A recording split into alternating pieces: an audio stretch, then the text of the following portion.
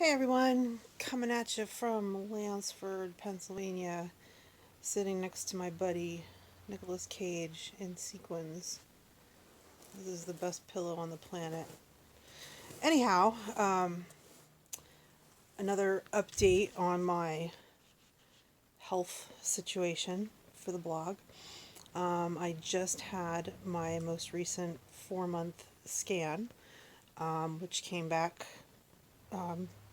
okay. No evidence of any additional cancer in the region where it started.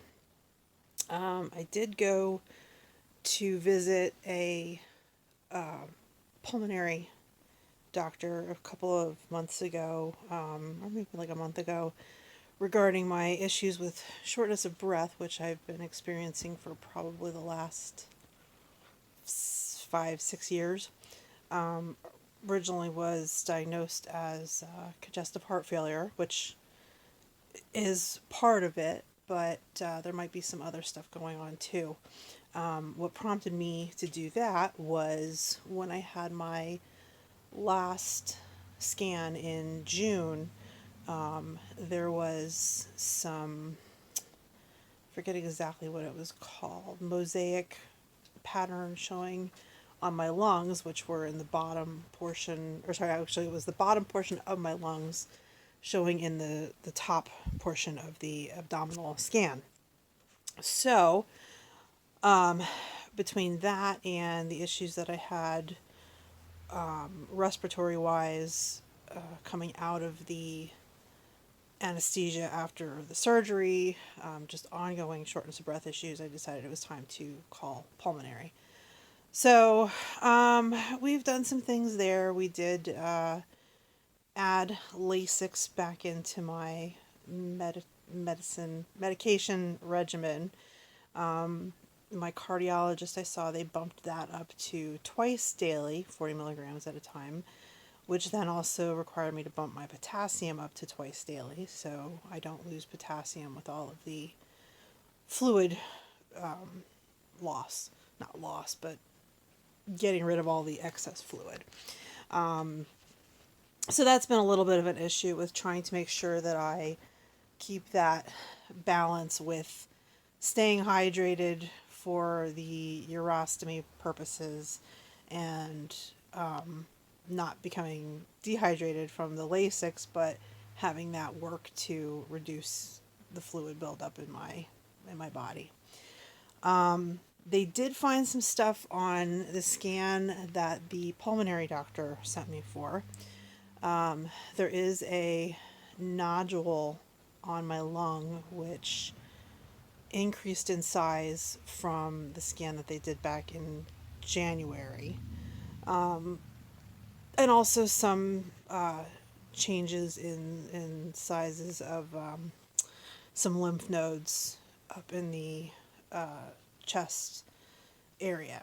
So they do want to send me for a bronchoscopy and do a biopsy of those areas. I was supposed to go for that a couple weeks ago, but then they decided they wanted to wait until I saw the cardiologist again and see how the Lasix is working and some other stuff before they start poking around down there and, you know, causing any physical, having trouble thinking of words, doing anything physically for now. So we are still probably going to end up doing the bronchoscopy and the biopsy, but we want to do some other stuff to rule out other cardiac and pulmonary issues. So, with all that being said, the adjustment to having the urostomy has gone pretty well. We're now 6 months post-op. And, no, 8 months. 8 months post-op. Got to do the math there. And it's become a pretty normal situation. Other than the Lasix increasing the output, it's been fine. It's the new normal. It's just part of my daily regimen.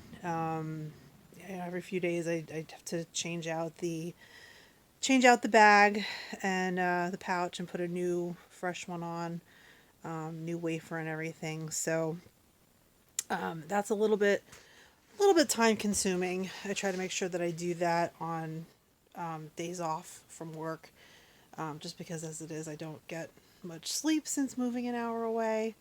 So I take every little bit that I can get. So waking up at an earlier time isn't really an option, so that I have the time to do the pouch replacement. And also the other thing is that I need to be cautious of when I do that because of the Lasix and the output and everything. So I try to do that before I take the medications and before I really have anything to drink, like right when I wake up, because it's a little easier to do when the stoma is less active. It's kind of tough to change the bag over when you're constantly peeing. I think that's pretty much it as far as updates go. So as of now, no like real hard evidence of any cancer, but they just want to rule out and check out that nodule in the lymph nodes in the lungs and just make sure that there was no metastasis there, and that it's not anything to worry about. So fingers crossed for that. But it is kind of always once you have that diagnosis and you have the C word, it just kind of hangs over your head, because there's always that fear and that possibility of it coming back. So, just a couple of other things that have happened since the surgery. Brian and I did buy a house and moved in. We're still kind of getting settled, even though we've been here for three months. Is it 3 months, hon? Yeah, 3 months that we've been here, and still have some boxes to unpack and things like that. I changed jobs. I went from being a mental health technician to being a technical partner to try to get some more med surg experience. I did end up dropping my A&P class that I was taking this fall because of all the health stuff and trying to schedule tests and trying to do it from an hour away from where all my doctors and everything are, and having class 3 days a week first thing in the morning. So it was really tough to do any kind of scheduling in that, and I do need to make sure that I'm taking care of my health before anything else. So education unfortunately is on hold again. I'm gonna try and pick up that A&P class again in the spring, and hope that the delay doesn't push off getting into the nursing program. But yeah, the tech partner position has been an adjustment, very different from working in BH. A lot more physically demanding on a lot more consistent basis. Every night I'm on my feet running back and forth from patient to patient for 12 hours. It's tiring. It's definitely exhausting. It's been tough to be able to pick up any extra shifts, which I've done quite a few of in the past working in BH, but still adjusting to that. That hasn't really been too much of an issue with my health concerns. I did have one situation where I was sitting on a one-to-one on a different floor, and trying to get somebody to relieve me to use the bathroom was a little bit of a hassle, but it ultimately worked out okay. So yeah, so all that's been going on, lots of changes, lots of new stuff. So all of this that's happened physically with me really hasn't held me back too much. So that's about it. That's me. That's what's going on. I hope that everyone had a happy Halloween. I hope that your upcoming holiday months are enjoyable and that everyone's in good health and spending time with your families and all that good stuff. That's it. I'm out.